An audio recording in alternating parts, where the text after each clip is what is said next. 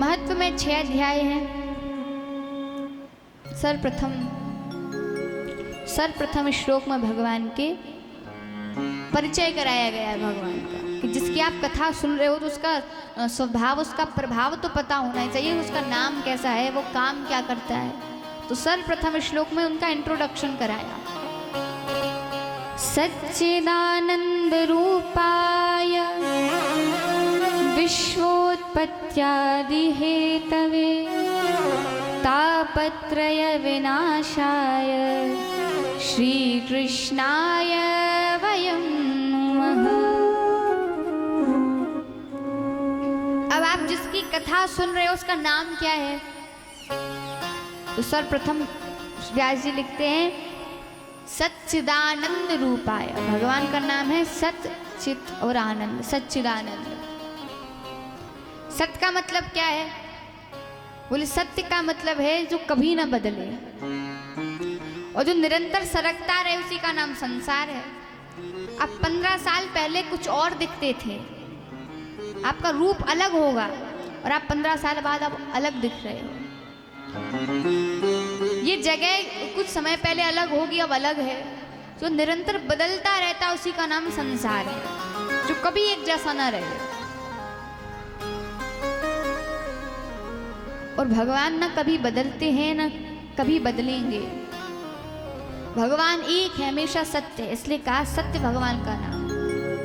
और चित्त का मतलब होता है प्रकाश, जो सूर्य में, अग्नि में, तारों में, चंद्रमा में प्रकाश देते हैं, वो भगवान प्रकाश स्वरूप है। और तीसरा नाम है आनंद। कभी भोजन खाते तो कहते भैया भोजन कैसा बना, तो लोग कहते बड़ा आनंद आया। तो आनंद नहीं होता, वो तो सुख होता है, क्योंकि जब तक आपके मुंह पे वो स्वाद है भोजन का, तब तक आपको उसका स्वाद लगेगा, आपको उसका सुख मिलेगा। परंतु आनंद उसे कहते हैं जो एक बार आपको मिल जाए फिर कोई उससे छीन ना सके, वो होता है आनंद। तो भगवान सच्चिदानंद है, नाम पता चल गया। अब करते क्या है? विश्वोत्पत्त्यादि हेतवे तापत्रय विनाशाय। भगवान का काम है इस पृथ्वी को बनाना, उसमें उसका पालन करना, उसका संहार कर देना। तो ऐसे श्री ठाकुर जी के पावन चरण कमलों में हम सभी लोगों का बारंबार प्रणाम। श्री कृष्णाय वयं नमः। अब इस कथा को सर्वप्रथम श्री सुखदेव जी ने सुनाया। श्री सुखदेव जी महाराज जो थे वो उनका जन्म हुआ और जन्म होते ही सीधे वन की ओर चले गए, जिन्होंने अपनी माता का एक बार भी मुख नहीं देखा।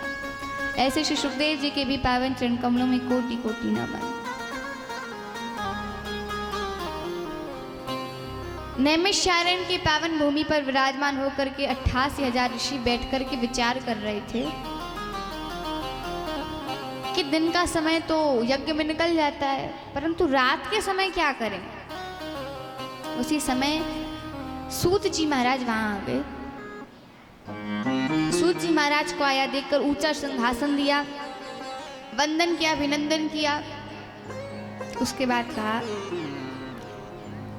कि प्रभु भक्ति ज्ञान विरागाप्तो विवेको वर्धते महान, माया मोह निरासस्य वैष्णव क्रियते कथन।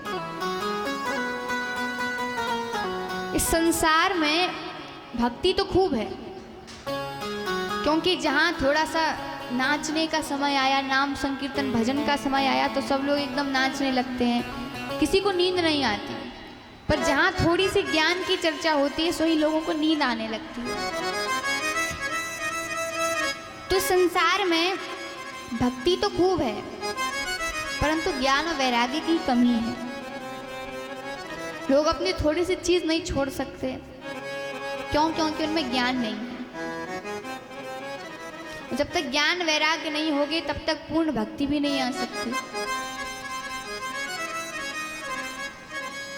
तो हाथ जोड़ के प्रार्थना की, कहा कि प्रभु कुछ ऐसा साधन बताइए, क्योंकि मनुष्य के पास समय कम है और शास्त्र ज्यादा है। तो थोड़े से समय में सारे शास्त्रों का ज्ञान आप हमें बता दीजिए। तो श्री सुखदेव सूत जी महाराज कहते हैं, सुनो। सारे शास्त्रों का सार है श्रीमद् भागवत महापुराण की कथा। अगर आपने भागवत की कथा सुन ली तो और किसी शास्त्र की ओर या किसी पुराण की ओर आपको भागने की आवश्यकता नहीं है। सारे पुराणों का सार, सारे वेदों का, सारे शास्त्रों का सार इस भागवत में विराजमान है।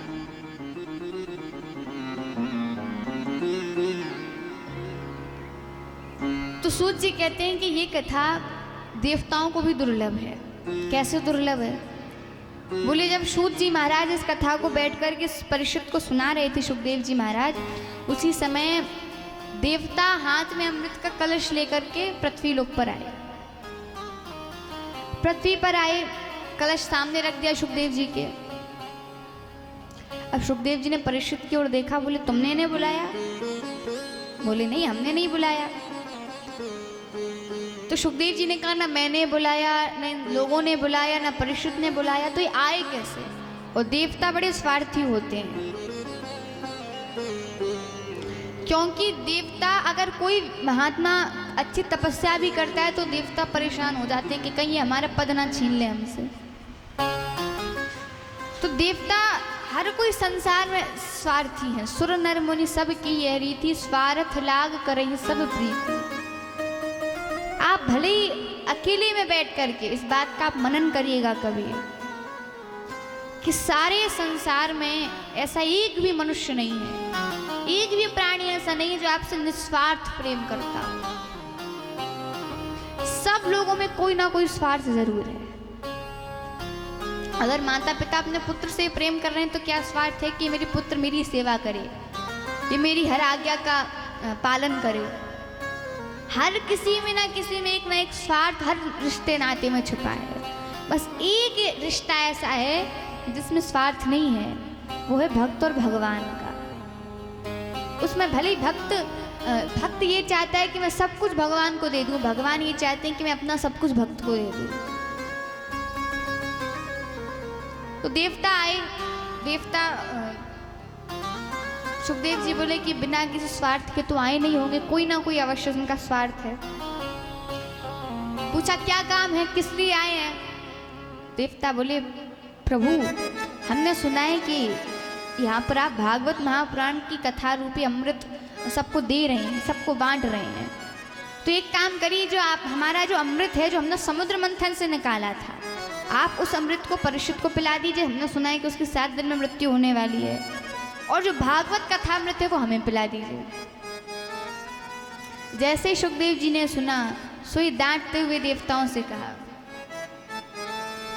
क्वा सुधा क्वा कथा लोके, क्वा कांचः क्वा मणिर्महान्, ब्रह्मरातो विचारेवं तदा देवान् जिहासः।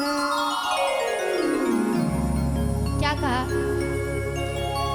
जैसे मान लीजिए आपके पास एक मणि है, एक हीरा है मूल्यवान, मेरे पास कांच है, मैं कहूं कि ये कांच ले लो मुझे मणि दे दो, तो दे दोगे?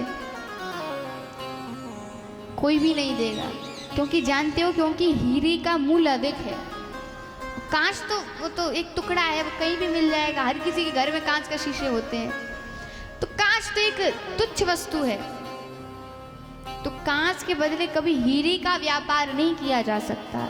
उसी प्रकार ये तुम्हारी जो अमृत है तुम्हारा, वो तो कांच है, और हमारी भागवत की कथा मणि है। हम मणि दे करके कांच नहीं ले सकते, सौदा हमें मंजूर नहीं है। जैसे ही भगाया, अब देवता पहुंच गए ब्रह्मा जी के पास। ब्रह्मा जी से कहा कि हम पृथ्वी लोक पर गए और हमने जो अमृत था हमारा वो ने दिया, परंतु देखिए समझने वाली बात यह है कि समुद्र मंथन हुआ था सतयुग में, और ये बात है बिल्कुल कलयुग की शुरू की बात है, जब सुखदेव जी ने परीक्षित को कथा सुनाई। तो अगर देवता एक एक बूंद भी अमृत पीते, एक एक घूंट भी अमृत पीते, तो सारे देवता मिल बांट के सारा कलश का अमृत खाली कर सकते थे। परंतु सतयुग में हुआ था समुद्र मंथन, अभी तक ये अमृत रखा हुआ है। कैसे? तो बोले देवता अमृत पीते नहीं थे, तो बड़े कंजूस थे। एक बार 3 कंजूस थे। एक से एक बड़े कंजूस। अब तीनों एक बार एक जगह खड़े होकर उन्होंने निर्णय लिया कि भैया ये सब लोग हमें कहते हैं कि तुम लोग बड़े कंजूस हो, तो चलो आज कुछ खर्चा कर देते हैं। तो इन लोगों को भी लगे कि हम भी कुछ खर्चा करते हैं। तो तीनों ने निर्णय लिया कि क्या खर्चा करें। बोले चलो पाव पाव भर घी खरीदते हैं।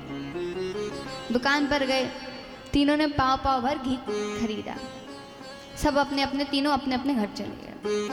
6 महीने बाद उसी स्थान पे तीनों मित्र फिर से मिले। पहले तो हालचाल पूछा, सब बढ़िया।